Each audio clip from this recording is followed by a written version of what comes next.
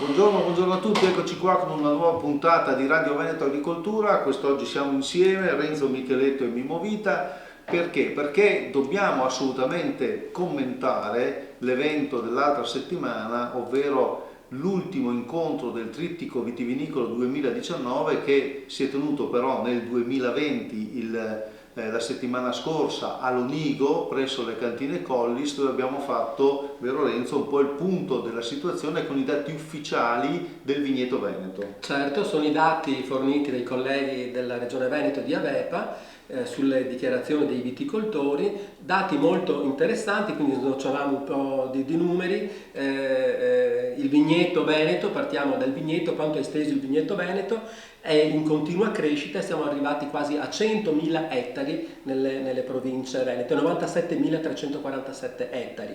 Ecco, quali uve ci sono? In quali uve si divide il vigneto Veneto? Ma allora andiamo per aree, ci sono i due grossi sistemi, c'è il sistema Treviso Prosecco per capirsi, quindi Glera, e c'è il sistema Verona, tutto il sistema del vigneto veronese. Però è interessante ricordare che nel 2019 abbiamo prodotto qui nel Veneto oltre 13 milioni di quintali di uva.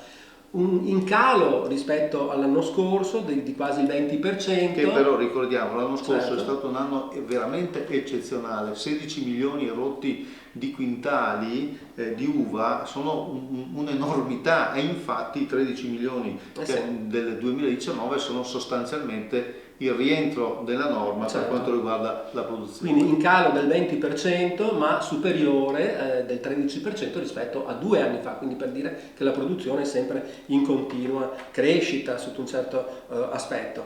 Poi se tutta l'uva la tramutiamo in vino, vediamo che siamo arrivati quest'anno 2019 a quasi 11 milioni di ettolitri di vino, e quindi anche in questo caso ovviamente in calo del 18,4% rispetto all'anno scorso, che era stato però al 2018, che era stata un'annata eccezionale. Ecco, però questo va detto all'interno di un quadro di riferimento. Questi sono numeri molto tecnici, peraltro dovremmo parlare per esempio del prezzo delle uve, che alla fine è quello che interessa ai produttori, perché è lì dove incamerano i soldi, oppure parlare appunto di vendita di vino e magari di export. Certo, innanzitutto ricordiamo che tutte le slide del convegno di Lonigo sono a disposizione di tutti e sono scaricabili dal sito di Veneto Agricoltura.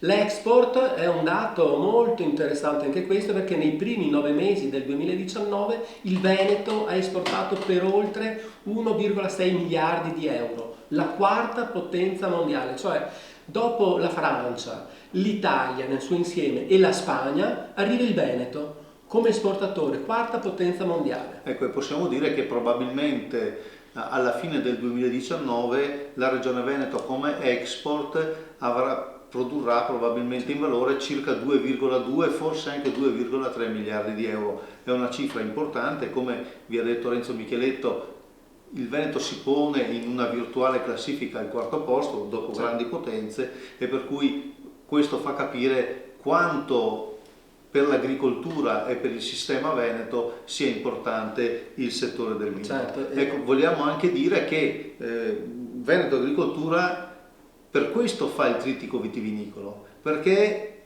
il vino è importante e ha bisogno di dati, ha bisogno di informazioni sia tecniche che economiche, esatto, come quella di Lonigo. Ricordiamo che il trittico vitivinicolo si divide in 3 parti. A giugno a Conegliano facciamo un po' la fotografia del vigneto veneto alla vigilia dell'estate, quindi dove andiamo ad affrontare problematiche di carattere tecnico del vigneto. Ad agosto invece presentiamo le previsioni della vendemmia, non solo in Italia ma anche in Francia e in Spagna, e poi arriva il convegno di Lonigo nei primi giorni di gennaio, proprio quello sul consuntivo della vendemmia che si è appena conclusa. Però Lonigo non è solo dati. Innanzitutto è diventato un momento importante, vorrei quasi dire una kermesse del vino veneto, quindi erano presenti tutti quanti i protagonisti. Allora adesso, proprio parlando di sistemi vino, diciamo che c'è un sistema Valpolicella, un sistema Verona, poi possiamo dire che c'è un'area centrale importante con Vicenza, anche Padova per carità, eccetera, e poi dopo c'è un'area orientale che è dominata dal Prosecco. Noi avevamo avevamo i protagonisti, ma prima di parlare dei 3 sistemi, o di questi, soprattutto dei 2 sistemi, Valpolicella e Prosecco, però diciamo, nella kermesse di Lonigo abbiamo offerto un altro approfondimento, vero, con Fabio Piccoli? Sì, con Fabio Piccoli, che è il direttore responsabile di Wine Meridian, abbiamo parlato di come si è evoluto, di come sono evoluti i mercati del vino, i mercati internazionali del vino, che hanno dovuto anno dopo anno, come dire, affrontare il cambiamento, e quindi anche i produttori di conseguenza hanno dovuto ammodernarsi, Ecco. hanno dovuto...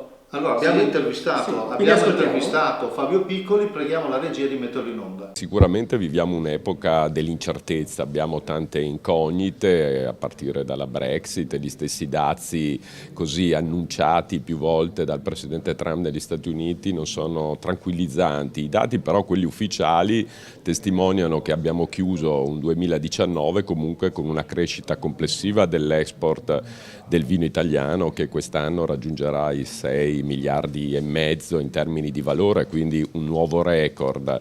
Le tendenze del Veneto testimoniano che chi riesce a rendersi riconoscibile con denominazioni di qualità, di alto valore in termini di notorietà, può dormire sonni abbastanza tranquilli. Sicuramente la sfida per le aziende sarà quella di aumentare il loro elemento di riconoscibilità. Oggi il mercato è molto più laico e aperto, quindi cerca anche packaging molto più innovativi. La presenza sui mercati, quindi il presidio di uomini sul mercato, diventa sempre più fondamentale. Indubbiamente il tema della sostenibilità, e quindi dei cosiddetti prodotti biologici naturali, avrà un ruolo importante, però bisogna tenere presente che dovrà essere una sostenibilità sempre più riconosciuta, riconoscibile e dimostrabile. E oggi però c'è un fabbisogno di un manager del vino molto più preparati e multidisciplinari, capaci di essere competenti sia sulla parte tecnica produttiva, ma anche molto su quelle che sono le dinamiche dei mercati, la comunicazione, l'utilizzo, diciamo, che degli strumenti digitali più innovativi. Questo era allora il pensiero, ma anche l'orientamento importante che è stato offerto, molto apprezzato peraltro dal direttore di Wine Meridian all'assemblea di Lonigo, però avevamo presenti anche altre persone importanti. Certo, andiamo ad ascoltare il sistema Treviso, ovvero il sistema Prosecco, la Glera, e quindi avevamo Andrea Battistella, che è il vice direttore del consorzio del Prosecco DOC. Solo attraverso una valorizzazione del prodotto possiamo trasferire al territorio, in questo caso Veneto e Friulano, quello che è l'immagine e la percezione di un prodotto di qualità, quindi anche di un territorio di qualità.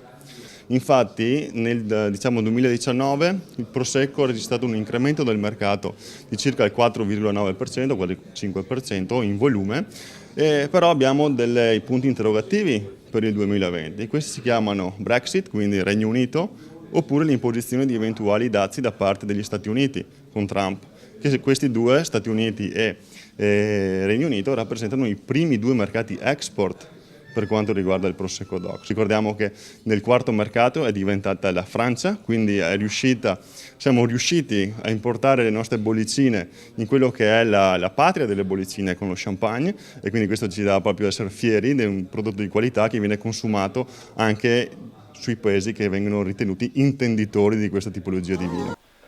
Questa allora era l'opinione, ma soprattutto la determinazione del giovane Andrea Battistella, molto capace e molto determinato su queste cose, come abbiamo detto.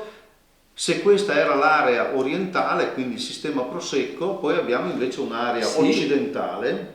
O meglio, passiamo prima all'area centrale. Perfetto. Passiamo all'area centrale. Per l'area centrale abbiamo sentito il presidente della cantina dei Colli Iberici, Pietro Zambon.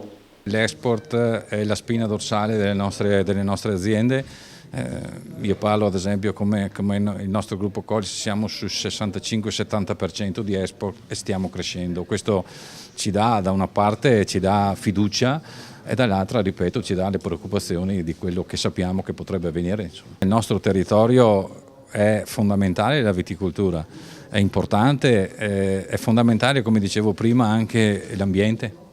Quindi oltre a dare tutte quante le indicazioni agronomiche sugli impianti, su quello che saranno le prospettive future, abbiamo sempre più attenzione verso che sono le pratiche agronomiche. L'ambiente, il territorio, le nostre colline vanno preservate. Pietro Zambon allora vi ha spiegato un po' anche le perplessità, anche le problematiche, soprattutto quelle legate alla Brexit. Peraltro dobbiamo ringraziare molto il presidente della Colli Iberici e anche vicepresidente della cantina Collis, perché a casa loro noi abbiamo tenuto l'incontro di Lonigo e allora terminiamo andando verso occidente. Certo, adesso andiamo a vedere il sistema Verona ascoltando il presidente del consorzio della Valpolicella di OCG, Andrea Sartori. I dati che abbiamo visto anche oggi ci confortano perché il 2019 è andato bene per la nostra denominazione, tutte e tre le categorie, Valpolicella stabile, il ripasso è aumentato, l'Amarone sono aumentati sui mercati e quindi questo ci fa così mettere in cassa una buona soddisfazione. Fa dispiacere, questa è una cosa che è stata coperta anche oggi nella conferenza, che ci sono dei fattori esterni alle nostre volontà che sono veramente pericolosi. Cioè, purtroppo Stati Uniti, Inghilterra, ma io aggiungerei anche una problematica sulla Germania, dove abbiamo visto appunto un'economia molto in difficoltà e la Germania è un grandissimo mercato per i vini italiani e ancora di più un grandissimo mercato per la nostra denominazione.